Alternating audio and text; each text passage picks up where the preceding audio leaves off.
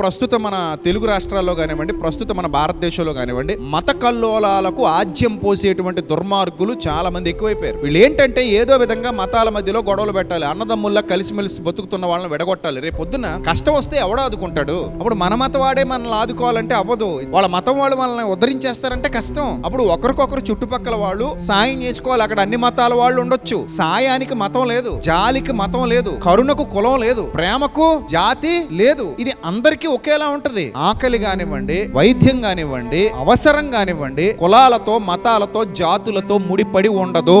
నువ్వు రోడ్డు మీద యాక్సిడెంట్ అయి పడిపోతే ఆ టైంకి నీ మతం వాడు వస్తాడన్న గ్యారంటీ లేదు. నీకు అనారోగ్యం వచ్చి హాస్పిటల్లో జాయిన్ అయితే ఆ టైంకి నీ కులం వాడు వస్తాడన్న గ్యారంటీ లేదు. నీకు అత్యవసరంగా రక్తం అవసరం అయితే ఆ టైంకి నీ మతం వాడు గ్రూప్ సెట్ అవుద్దని గ్యారంటీ లేదు. ఇవ్వడానికి వాడు రావచ్చు, కానీ వాడు గ్రూప్ నీకు సెట్ అవ్వకపోవచ్చు. ఈ గ్రూప్ సెట్ అవుతుంది బాబు, వేరే గ్రూప్ కావాలి అనుకుంటే అక్కడ మతం చూడకూడదు, కులం చూడకూడదు, జాతి చూడకూడదు. అది అవసరం, అది అవసరం. బ్రతకాలి, ప్రాణం నిలబడాలి. ఇలా ఆలోచించాల్సినటువంటి మనుషులు మతాల పేరుతో, కులాల పేరుతో కొట్టుకు చచ్చిపోయేటువంటి పరిస్థితులు మన దేశంలో కనబడుతున్నాయి. ఇలాగా ఎవరైతే మత చిచ్చు రగులుస్తున్నారో వాళ్ళ వెంట మొత్తం సమాజం అంతా వెళ్ళిపోతే చివరికి కొట్టుకుని చావడం తప్ప, నరుక్కుని చావడం తప్ప ఏముండదు. ఇక్కడ కూడా వివక్ష కనబడుతుంది. అది నా బాధ. తప్పు చేసి ఎవడైనా ఒకటే అనాలి తప్ప పక్షపాత ధోరణి ఉండడానికి వీలు లేదు.